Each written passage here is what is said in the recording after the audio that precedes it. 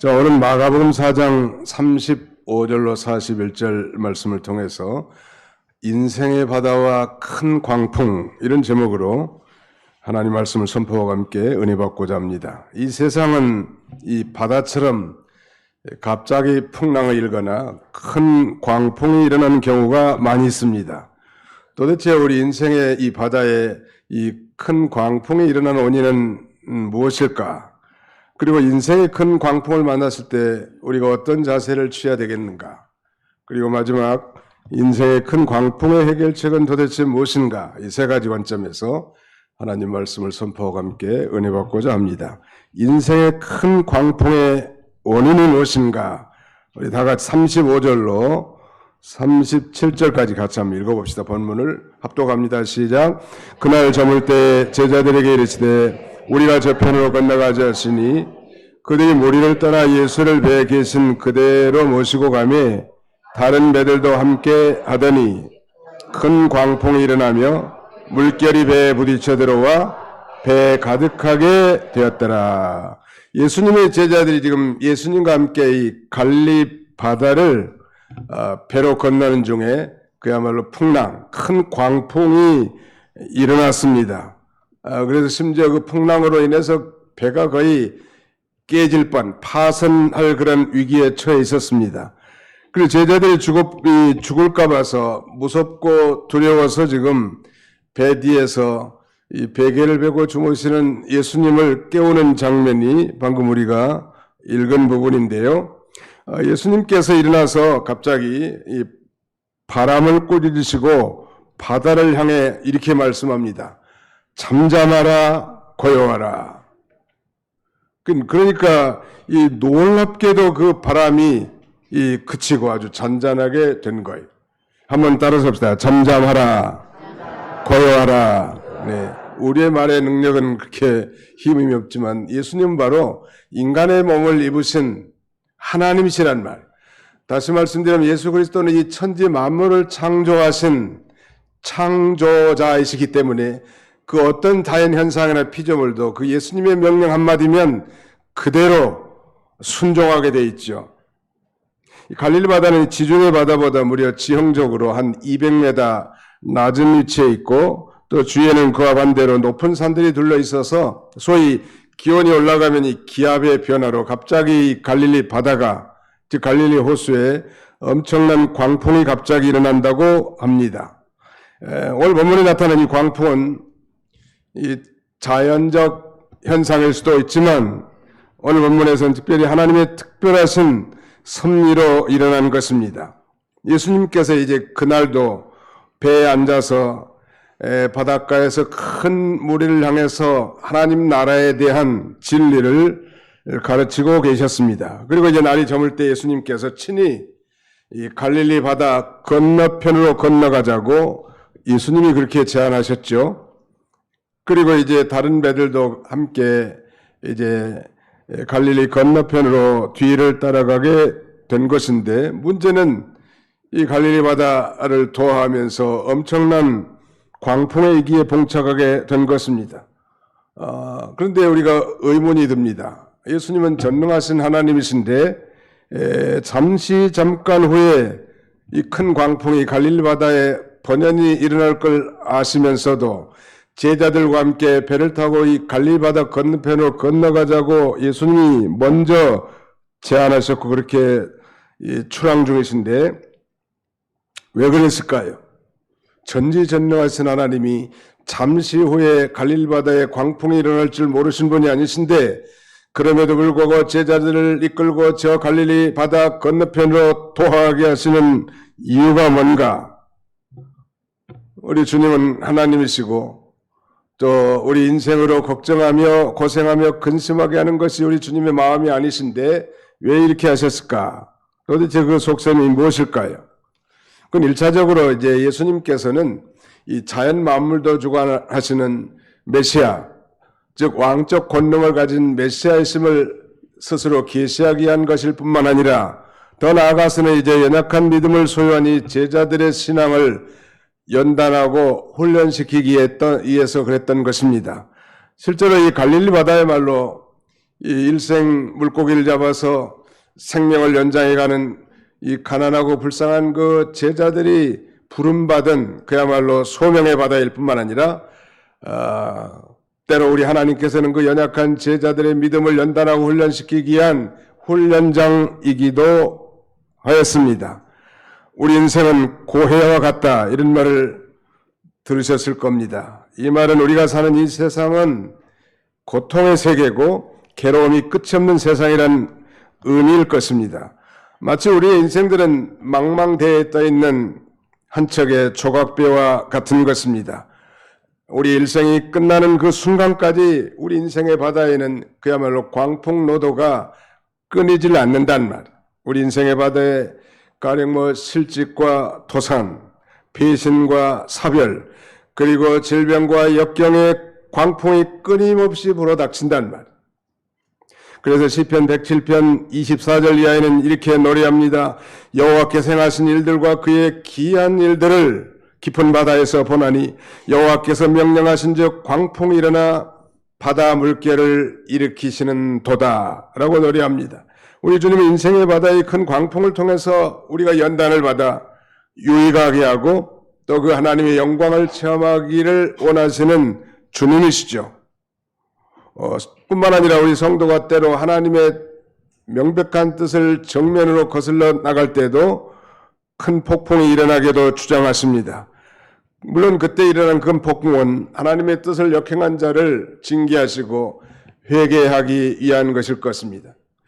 가령 구약성경 소선지서 요나서에 보면 당시 아수르의 수도의 니느웨 성의 죄악이 관영했기 때문에 하나님은 요나 선지자를 보내서 저들을 회개시키기를 원하셨습니다.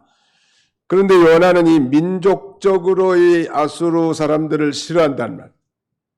그래서 하나님의 명령인 이 니느웨로 가라고 하는 아수르의 수도 니느웨로 가서 복음을 전하고 심판을 선포하라고 하는 하나님의 명령을 정면으로 거절하고 자기 마음에 맞지 않으니까 그 반대편 저 다시스로 행하게 되고 마치 등장한 이 배에 이 선가를 주고 선탑을 하게 됩니다. 우리가 잘 아는 대로 이 하나님의 뜻을 거슬러가는 이 요나가 탄 배가 그야말로 하나님께서 큰 대풍을 일으켜가지고 배가 거의 침몰 직전에 아주 처하게 되지 않았습니까? 왜 그랬을까요? 하나님께서 요나를 회개시키기 위한 것. 성경은 이렇게 증거합니다. 여호와께서 큰 바람을 바다 위에 내리시매 바다 가운데 큰 폭풍이 일어나 배가 거의 깨지게 된지라. 우리가 아는 사실이지만 그래서 마침내 요나는 큰 물고기, 고래와 같은 큰 물고기 뱃속에 들어가서 3일 3야를 그야말로 죽을 고통, 생지옥과 같은 고통을 체험하고 하나님께서 물고기 뱃속에 있는 요나를 저 니느웨 해변에 토해놓자 그는 즉시 니느웨 사람들을 향하여 40일 후면 이 니느웨 도시가 멸망할 것이라고 심판합니다. 하나님의 뜻을 정면으로 거역한 이 요나 선지자에게 하나님이 광풍을 일으켜서 그 배를 이 뒤집어지게 만드신 것도 하나님의 섭리요. 하나님이 그렇게 하신 것이죠. 오늘 우리 인생에 이렇게 큰 광풍이 수도 없이 임할 것입니다. 도대체 상상할 수 없는 아내를 먼저 보낸 일이라든지 남편과의 사별, 자식을 앞세우는 일, 뜻하지 않은 이 사업의 도산과 직장에서의 퇴출, 자녀의 탈선, 인생에 정말 치유할 수 없는 그야말로 암, 사기, 말기에 처한 거라든지 이런 비벌을 우리가 들을 때 이런 이 광풍과 같은 이 슬픈 소식, 괴로운 소식을 들을 때 과연 여러분들은 어떻게 대처하십니까? 인생의 큰 광풍을 대한 우리의 자세, 우리 38절을 같이 통독하시겠습니다. 오늘 보면 38절입니다. 시작. 예수께서는 고물에서 베개를 베고 주무시더니 제자들이 깨우며 이르되 선생님이여 우리가 죽게 된 것을 돌보지 아니하시나이까 하니. 우리 하나님은 졸지도 아니하시고 주무시도 아니하시면서 당신의 택한 백성들을 늘 지키시고 보호하신다고 하셨는데 오늘 본문에 예수님께서는 지금 사경을 헤매고 있는 배 뒤편에 베개를 비고 주무셨다고 했습니다. 예수님이 왜 그 사실을 몰랐겠습니까?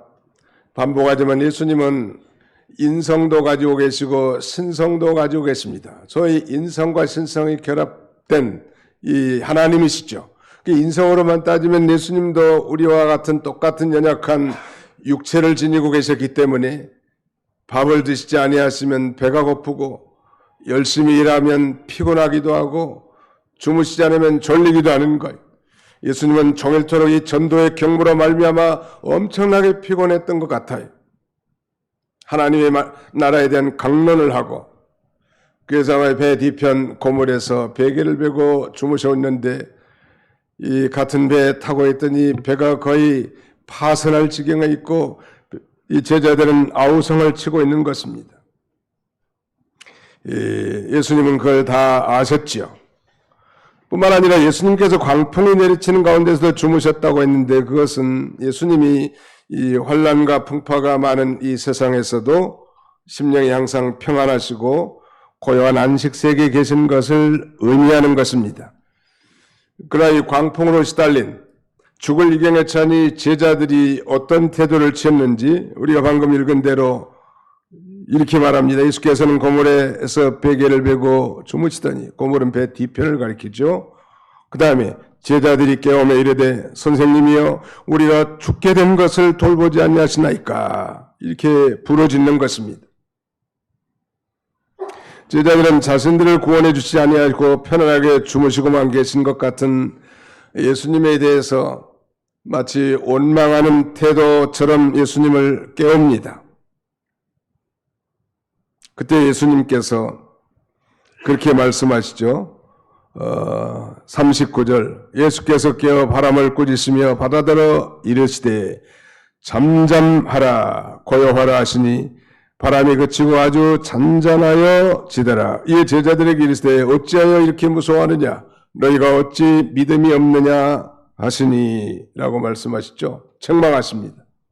자, 그렇다면 오늘 본론적으로 인생의 큰 광풍을 만났을 때 과연 우리 성도들은 어떤 자세를 취해야 할까요? 인생의 큰 광풍을 향한 강풍에 대한 우리 성도들의 자세가 무엇일까요? 한 세 가지로 요약할 수 있는데 오늘 우리 설교 오늘의 말씀 요약 가운데쯤 보시면 그 설교 대제 요약을 기록해 놨습니다. 두 번째 본론의 내용인데 인생의 광풍을, 큰 광풍을 대한 우리의 자세, Our attitude towards life's great windstorm. 큰 광풍, 인생의 큰 광풍을 향한 우리의 태도와 자세가 어때야 되는가? 자, 한번 따라서 하나님의 주권을 믿을 것, 하나님의 능력을 믿을 것, 하나님께 간절히 부르짖을 것. 네, 이 세 가지는 마치 공식과 같습니다. 정말 형언할 수 없는 고통과 괴로움, 설명할 수 없는 이런 어려운 환경 가운데 도대체 연약한 우리 인생들이 어떻게 해야 되냐는 말이에요. 이 광풍이 우리 집안에, 우리 사업체에, 우리 직장에, 내 인생의 진로에 부딪혔을 때 과연 여러분들은 어떤 해결책을 갖냐는 말이에요. 성경은 이 세 가지를 우리에게 가르쳐 줍니다. 첫째가 하나님의 주권을 믿으라는 이 주권, God's sovereignty. 이 주권이란 말은 하나님께서 내 인생의 주인이시다. 그래서 당신의 기뻐하신 뜻대로 우리를 반드시 인도해 나가실 것을 믿는 것, 이거 중요합니다. 아무리 광풍노도가 일어날지라도 인간의 목숨을 죽이고 살리는 생사 여탈권은 오직 하나님께만 있는 줄 알고 의지해 나가는 것. 하나님이 죽게 하시지 않으면 절대 죽지 않는다.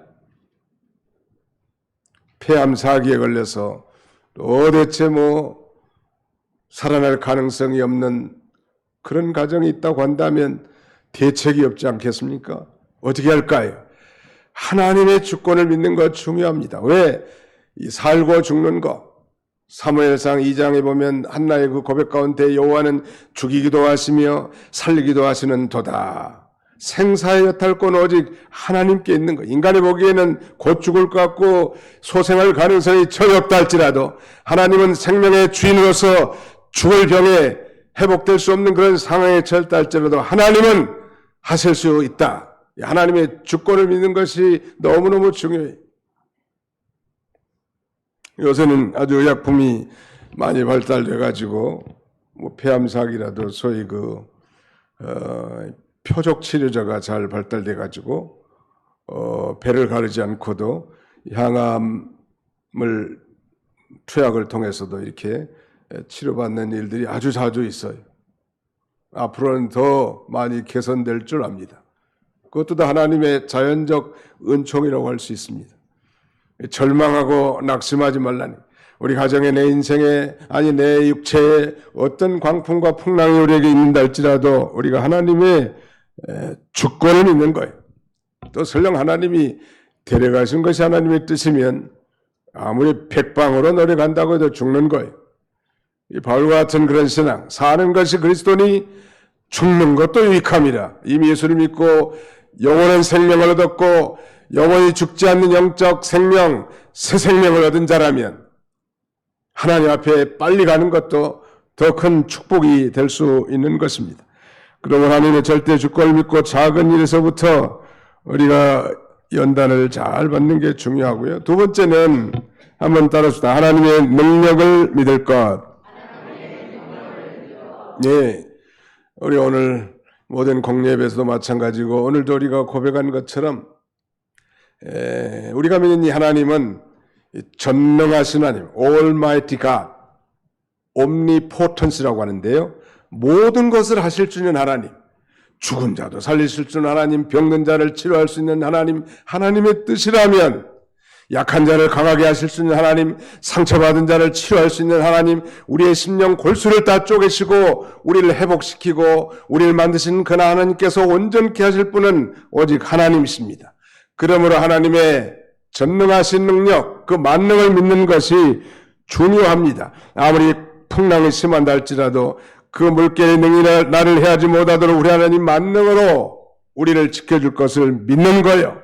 하나님은 사자 입도 막아주시고 그 정말 평소보다 더 뜨거운 7배나 뜨거운 풀무불 가운데서도 믿음 지킨 이 사드락과 메삭과 아벳느고 다니엘의 세 친구들을 건져주실 뿐만 아니라 저 정말 애굽에서 출애굽한 이스라엘 백성들이 정말 앞에 놓인 진태양난의 그런 가운데 앞에 있는 그 홍해를 하나님의 전능하신 능력으로 갈라서 홍해를 육지같이 마른 땅으로 건너게 하신 하나님. 반면에 이스라엘 대적한 이 애굽의 군대는 다 홍해 바다에 수장시키자 하나님이. 요단강을 마른 땅으로 물을 그야말로 막아주시고 건너게 하신 하나님이십니다. 당신의 뜻이라면 죽을 병에 걸린 자도 살릴 수 있는 만능의 능력의 주님이. 한번 답시다. 하나님이 하시면 불가능이 없습니다. 하나님이 하시면 불가능이 없어. 전에 어떤 교회 장로님 처남이 백혈병에 걸렸다니. 혈액암아니요. 그것도 아마 림프종 같아. 그래서 이제 그 처남이 경상도 분인데 고향에 가서 묘자리도 봐두고 내가 죽으면 여기에 묻어야 되겠다. 이제 그런 생각을 다 하고. 우리 교회는 아니었습니다. 그런데 그 처남이 목사님, 내가 신학교 강의하고 끝났는데 가서 한번 기도해 주시면 참 좋겠다고. 그래서 뭐 장로님이 부탁하는데 제가 거절할 수 없죠. 순종해서 아무튼 가서 뭐 간절히 기도했습니다. 생사의 여탈권은 주께 있사오니 이제 절망에 처해서 더 이상 희망이 없는 이 형제를 하나님의 능력의 손으로 안수하셔서 회복시켜 주옵소서 간절히 기도했습니다. 근데 놀랍게 그 불치의 병이라고 하는 혈액암에서 치료받은 거요. 아멘. 순복음교회는 이 장면에서 반드시 박수를 치더라고. 우리는 칠 필요 없어. 그래서 나중에 그분이 만나가지고 아이고 제 병은 전 죽을 수밖에 없는데 제 병은 최 목사님이 낫게 해주더라고. 최 목사님이 낫게 자꾸 듣기 싫은 소리를 하더라고. 그래서 기여보시오. 고쳐주신 분은 하나님이시고 난 다만 기도만 했을 뿐인데 그런 소리 하지 마라. 물리친 적이 있어요. 누가 고쳐줬어요? 하나님이 고쳐줬다는. 다른 분이 기도했어도 다 고쳐줘. 그냥 고쳐서 나을 것이 하나님의 뜻이기 때문에 사람을 숭상하러 높이는 건 아주 그 인본주의예요. 말씀대로 여지는 하나님의 뜻이면 살게 하는.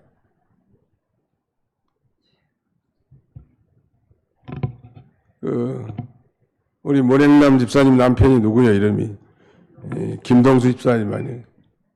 김동수 집사님도 그 혈액암 림프종에 걸렸는데 그 병실에 한 똑같은 환자들이 한 10명 정도 있었다고 합니다.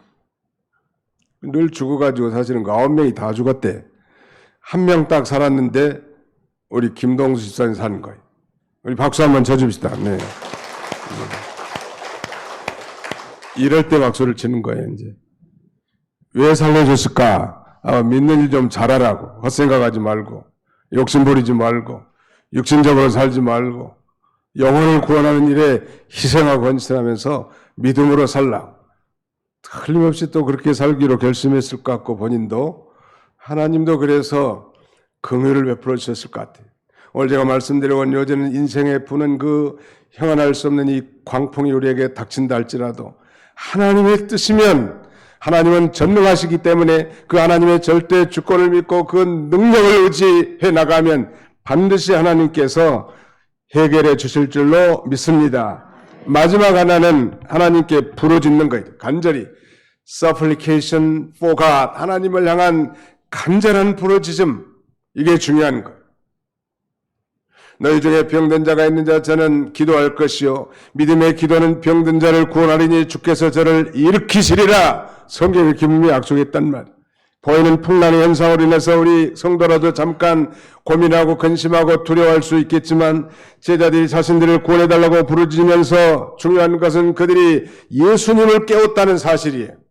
예수님은 지금 누워서 쉬고 계시는데 예수님을 깨우셨다는 얘기는 문제 해결책이 예수님께 있음을 믿고 그 예수님 앞에 부르짖는 거예요. 우리가 지난주에 선교사를 통해서 기쁨이 떨어졌을 때 이런 메시지를 들은 바 있습니다. 큰 혼인잔치집에 정말 음료수와 같은 이 포도주가 떨어졌다는 건 대단한 낭패고 연회장이 정말 수치받을 일인데 그때 마리아가 예수님에게 나와서 잔치집에 이 포도주가 떨어졌다고 말하자 예수님은 그 잔치집에 포도주가 떨어진 거하고 나 무슨 상관이 있느냐고 말했지만 마리아는 믿은 거예요. 왜? 자기 태에서 난 아들이지만 그는 바로 성령으로 잉태된 하나님이신 걸 믿었고 하나님이시라면 불가능이 전혀 없다는 사실을 확신했기 때문에 그는 예수님께 간구했고 또 예수님이 반드시 해결할 줄 믿고 그 하인들에게 예수님께서 무슨 말을 할지라도 그대로 하라고 하인들에게 요청을 합니다. 그 결과는 우리가 너무 잘 알죠. 물을 포도주로 바꾸는 놀라운 기적의 역사를 체험한 것입니다. 사랑하는 성도 여러분, 우리 인생의 문제는 예수님께 달려 있습니다. 예수님 앞에 나오면 모든 죄를 사함받고 죄에서 구원받는 놀라운 축복이 있습니다. 구원과 영생과 천국을 기업으로 받는다는 말이에요. 잠자시 피곤해서 정말 전도의 경무로 말미암아 피곤해 잠깐 누워있던 그 예수님을 깨우는 것이 문제 해결책의 원동력이었단 말이에요. 그럼 우리도 이와 같이 인생의 풍랑을 만났을 때 하나님의 절대 주권을 믿고 절대 능력에 의지하여 절대 간절히 하나님 앞에 부르짖으면 반드시 하나님이 응답하게 하실 줄로 믿습니다. 우리 성경 한 군데 찾아보실까요? 시편 107편 28절입니다. 시편 107편 28절.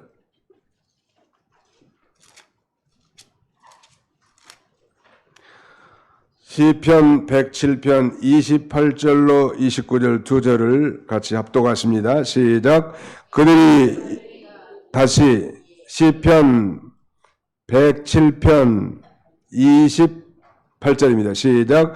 이에 그들이 그들의 고통 때문에 여호와께 부르짖음에 그가 그들의 고통에서 그들을 인도하여 내시고 29절 광풍을 고요하게 하사 물결도 잔잔하게 하시는도다.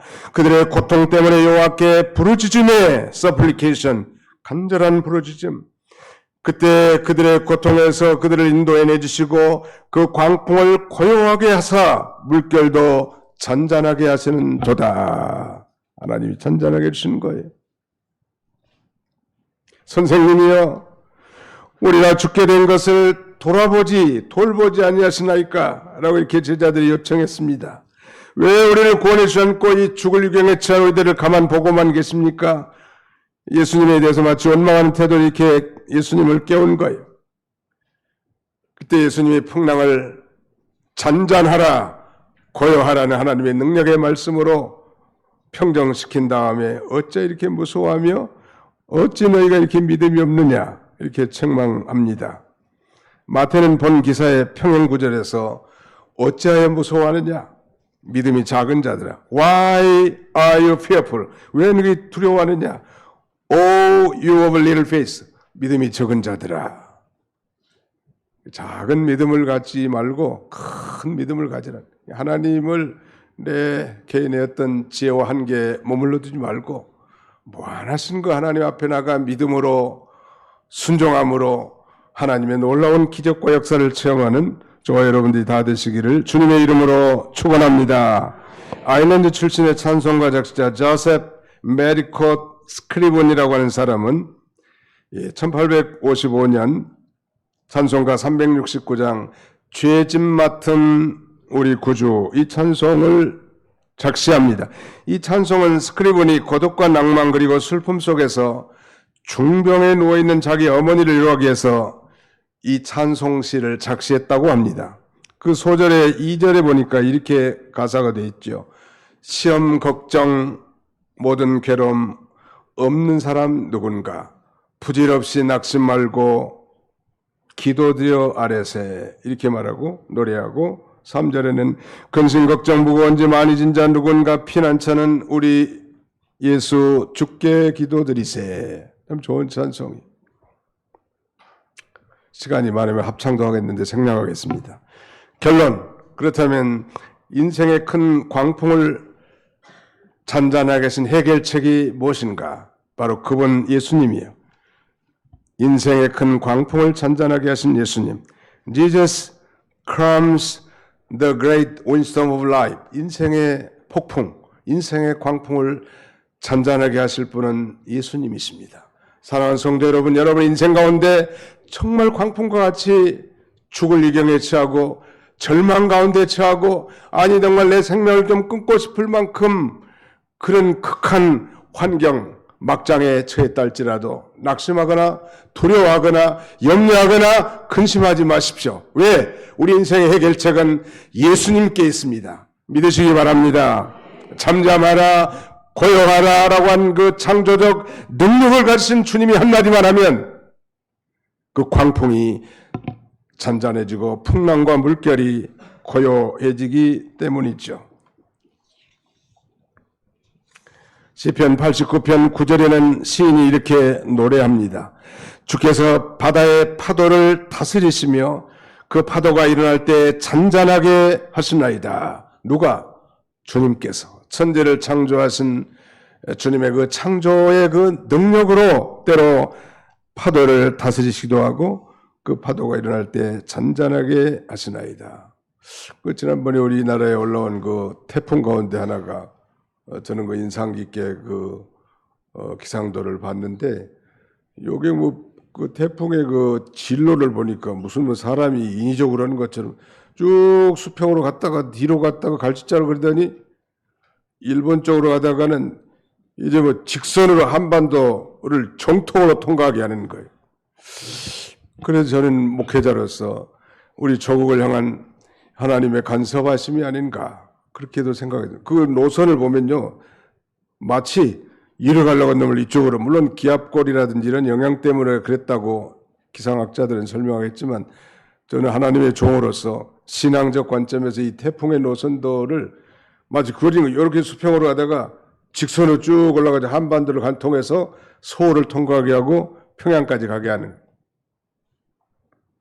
제가 기도했습니다. 주님, 이 나라의 이 백성이 정말 하나님을 다 망각하고 자행자지하며 쾌락과 음란 방탕과 부와 이런 세상적인 것으로 만족하여 우리를 경종시키려고 이렇게 이 전무후무한, 아주 오래전에 그런 일이 있었다고 합니다.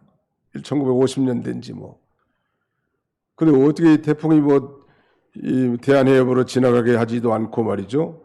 이 육지를 통과해야지, 관통하게. 만약에 그 강도가 엄청나게 셌다면 박살났을 건데, 제가 기도했죠. 주님, 비록 우리가 사명을 잃어버리고 하나님의 뜻을 저버리고 이런 태풍의 징계를 받긴 하지만 하나님이 그저 경고만 해주시고 태풍의 위력을 하감하여 주시옵소서. 아마 저처럼 기도하는 목사님들이 많이 있었던지 실제로 지나가긴 했으나 큰 피해는 미치지 않았던 것 같아요. 뭐 믿거나 말거나 여러분들은. 나는 그렇게 믿어. 너는 범사의 글을 인정하라. 그리하면 내 길을 지도하시리라. 우리 크리스찬들에게는 결코 우연이라는 게 없습니다.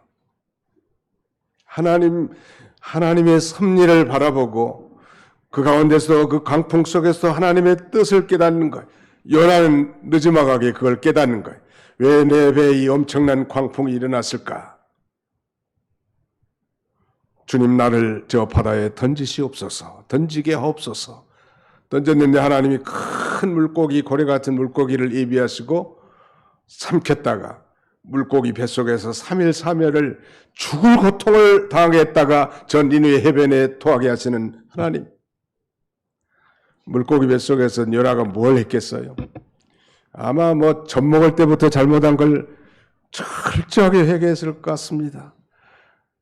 그리고 주님이 원하시면 내가 민족적으로 저 아수르의 수도 니누의 사람들을 싫어하지만 주님의 뜻이라면 네 생의 심판에 대한 메시지를 설교하겠습니다. 그랬을 것 같아요. 실제로 그러지 않았습니까? 이거 환경 탓, 광풍 탓하지 마시고 내 탓하는 거예요. 내 탓. 정부의 정자들은 전부 다 전 정부 책임 탓하고 뭐 현 정부 책임 탓하고 세상 사람들은 그런 거예요. 누구 하나 제 잘못입니다. 제가 바로 하지 못했습니다. 이러면 참 훌륭한 군주가 될 텐데 참 미련하기도 짝이 없어. 또 사실이 그런 건데 말이죠. 우리 그리스도인들은 언제나 모든 책임은 누구에게 있다? 나에게 있는 거예요. 옛날에 천주교에서는 그 자가용 뒤편에다가 그 슬로건 하나를 붙이고 다녔습니다. 아주 간단하게. 내 탓이요. 접촉사고도 누구 탓이에요? 내 탓이에요. 뭐 상대방이 잘못했고 어쩌고 저쩌고 뭐 조항선을 침범했고 신호를 안 지켰고 속도를 과속했고 누구 탓이에요? 내 탓이라고 언제나 생각을 하고 하나님 앞에 회개하라. 잠든 신앙을 깨워주시고 병든 신앙을 회복시켜 주려고 하시는 하나님의 뜻인 줄 알고 자기가 회개해야 된다. 물론 객관적으로는 상대방이 잘못했죠. 100%. 또 물론 거기서 다 비용도 다 되겠지만 우리를 향하신 하나님의 간섭으로 믿는 것이 신앙적 자세라고 할 수 있습니다. 자, 말씀을 맺고자 합니다. 인생의 바다와 광풍. 우리 인생의 바다에는 우리가 아마 천당 가는 그날까지 광풍은 끊임없이 불 것입니다. 그때마다 우리가 낙심하고 좌절하고 두려워한다면 믿음의 사람이 아니겠죠. 예수님이 믿음이 적은 자들아 책망한 것처럼 그런 연약한 가운데 머물 수밖에 없을 거예요.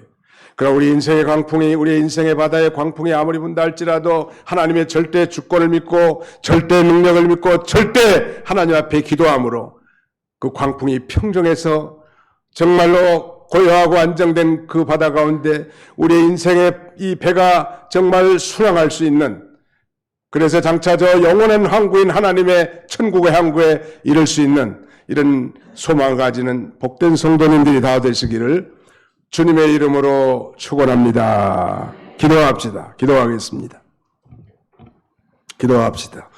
살아계신 우리 아버지 하나님께서 오늘 온근 각지에서 살아가는 성도들을 불러 모으시고 인생의 바다와 큰 광풍이라는 제목으로 우리에게 말씀을 주신 것 참으로 감사합니다. 그렇습니다. 주님, 우리 인생의 지금까지 사는 동안에도 얼마나 많은 풍랑이 일고 광풍이 일어나는지요. 그때마다 우리가 믿음 없이 사람을 찾아다니고 돈을 쫓아다니고 환경을 탓하고 원망하고 불평하고 물결을 바라보면서 두려웠던 일이 얼마나 많은지요. 이제 그 연약한 믿음을 탈피해서 믿음 있는 사람들과 같이 하나님의 절대 주권을 믿고 하나님의 내 인생의 주인으로서 당신의 기뻐하신 뜻대로 우리를 선하고 복된 길로 인도하신 줄 믿고 그의 전능하신 능력을 의지하고 절대 하나님 앞에 부르짖음으로 모든 광풍이 잔잔하게 된 놀라운 평정의 역사를 체험할 수 있도록 우리 하나님 인도해 주시옵소서. 예수님의 이름으로 기도하옵나이다. 아멘.